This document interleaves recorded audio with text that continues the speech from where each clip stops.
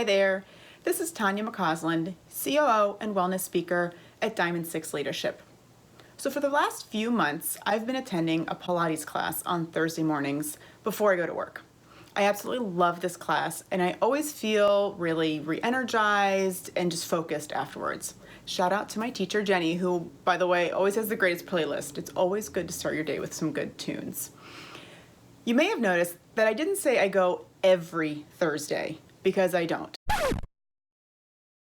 Sometimes things get in the way. A work meeting might conflict, or a more likely scenario is that I just go to bed too late, my toddler wakes me up too early, and I just can't muster the energy or the motivation to go. Let's be honest, that's really more the reality. However, more recently, because of lack of sleep and some travel, I missed several weeks in a row. And honestly, I was a little embarrassed to go back. I was thinking, what's the point? I really can't stick to anything anyway. But the stars aligned and my kid woke up at a humane hour and I made it back to the class. And as soon as I pulled into the parking lot, I felt this great sense of relief. And a thought popped into my head saying, you can always come back. No matter how long you've been away, you can always come back. Come back to taking care of yourself, to doing things for yourself, and just to putting yourself first. Once you've gotten away from a habit or practice, it can feel really hard to get back to it. It feels like we're trying to jump onto a moving train. We're running and running and running right next to it, but we just can't quite make the leap onto it. But here's the key. It just feels like that. Getting back to a habit or practice isn't really that hard. We just tell ourselves it is. And the longer we wait, the more complacent we become. And then we really start making excuses why that thing wasn't working for us. The class was at a bad time. We weren't good at it. Our child woke up too early. Excuses, excuses, excuses. And then we lose the train altogether.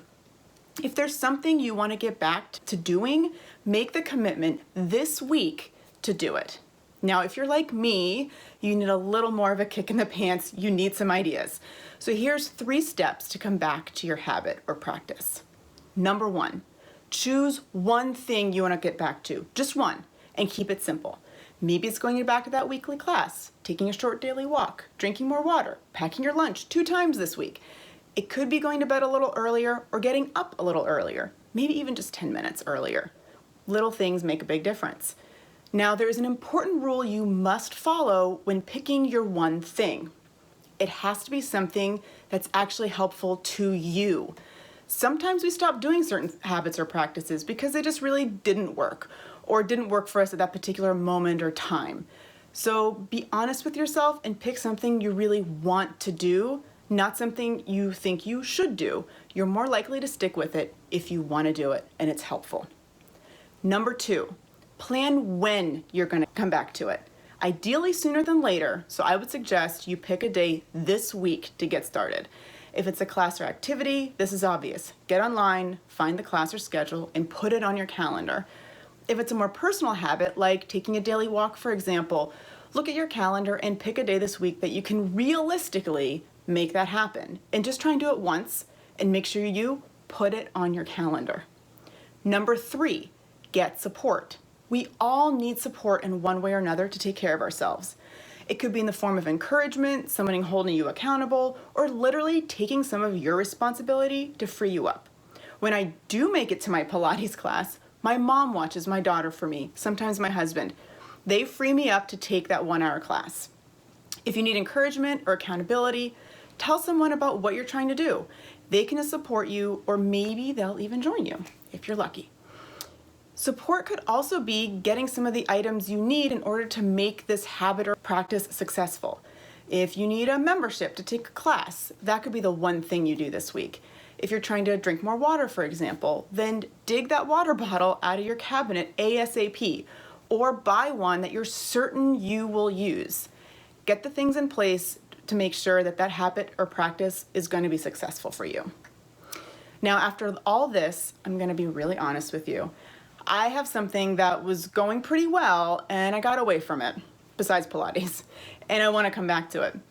A few times a week, I was taking a few minutes to meditate in the morning, and I was using the Headspace app to meditate.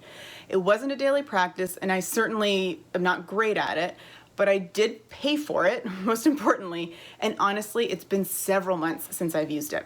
So I'm gonna start tomorrow morning, and my plan is to use the app 3 times this week. That's it. If I do more, great, but 3 times feels very doable for me. And my support is going to be that I will be adding it to my calendar on 3 specific days. Choosing specific days will help keep me on track, and I think I'll be less likely to keep pushing it off. Oh, I'll do it tomorrow. I'll do it tomorrow. So there you have it. Now you know 3 ways you can come back to your practices and habits. Because just because you've stopped doesn't mean they're gone forever. You can come back to them. Now I want to hear from you. What habit or practice do you want to come back to? And how does it help you? Or what habit or practice have you stuck with pretty regularly that has made an impact on you?